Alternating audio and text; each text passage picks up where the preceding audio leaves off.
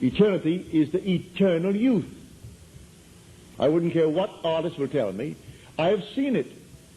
And I tell you, eternal youth is the personification of eternity.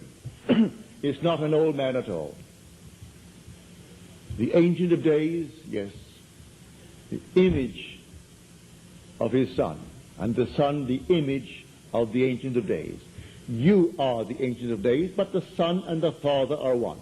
I and my Father are one. So tonight, you can set yourself free and set your friends free if you really believe what you have heard. If you believe, you can see the state.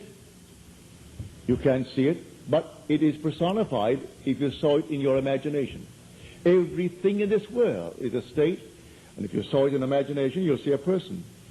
You may call this one Moses, call that one Abraham, call that one Jacob, call this one Peter. All these are states. Pilate, Pontius Pilate, that's the state.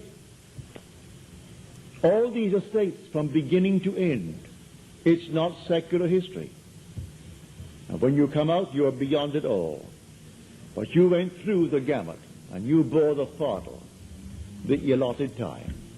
You took that burden upon you, and as Paul said in the end, I fought the good fight.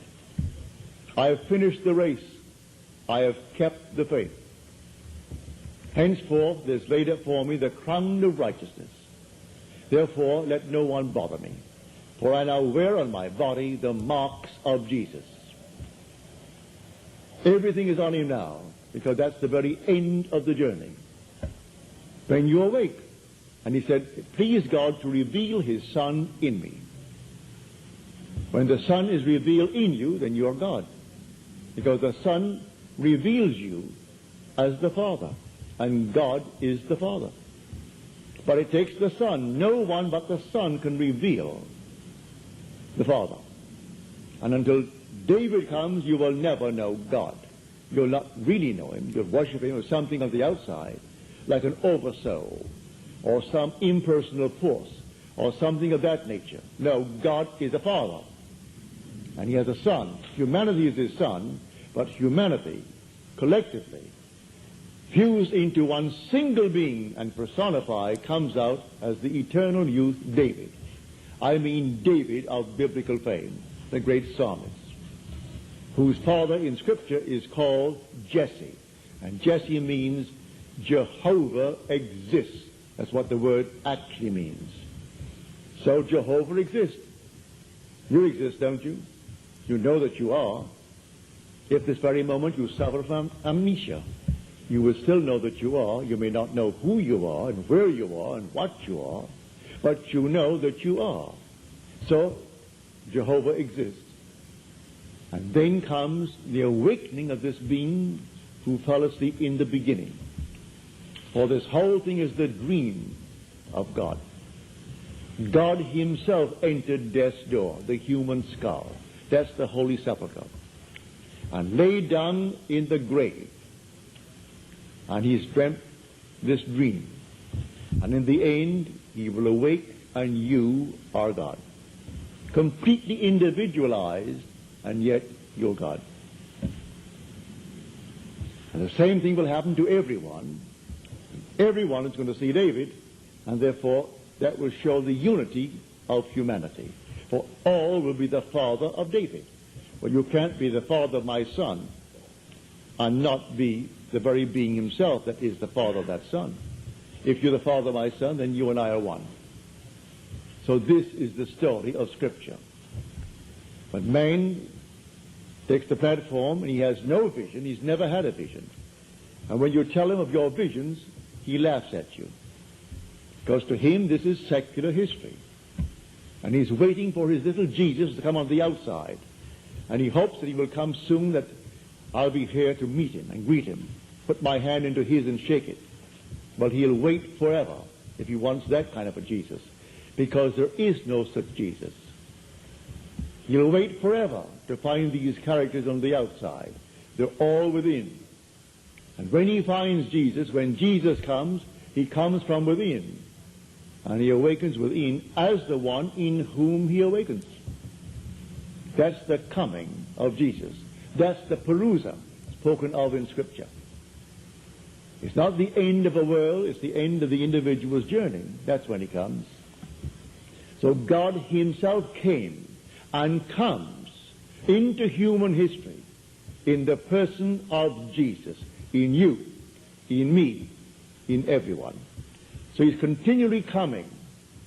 So if I see it now as it really must be seen, I see a play in eternity, and the play is without reference to its position in time, without reference to its duration, without reference to its repetition. It's like a standing order, something to be done absolutely and continuously. And that play is going on in eternity.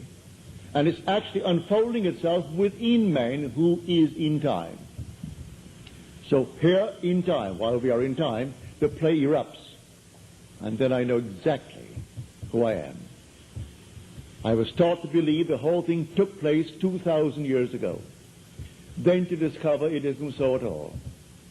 It has no reference to position in time, and no reference as to duration. It's a standing order, something to be done absolutely and continuously, and it's always being done within us. And then we are moved out of the time slot into eternity, enhanced beyond the wildest dream of man by reason of the experience in this world of death. So these are the states.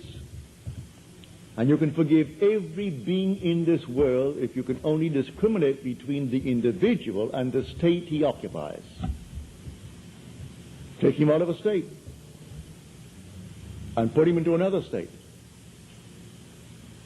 As he puts him into another state, he expresses the contents of that state and will completely forget he was ever the other.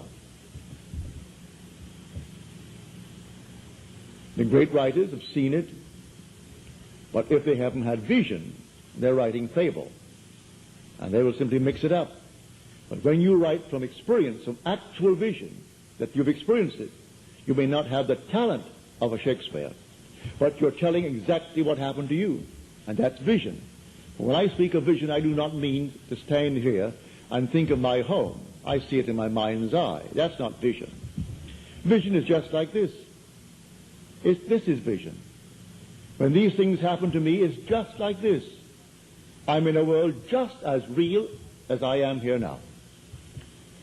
It is not anything that is vapor or thinking of something. I'm thinking from it. The whole thing is right before me. The child, solid and real. David, solid and real. The splitting of the body from top to bottom. The dove descending upon my head, upon my hand, and coming to my face to kiss me.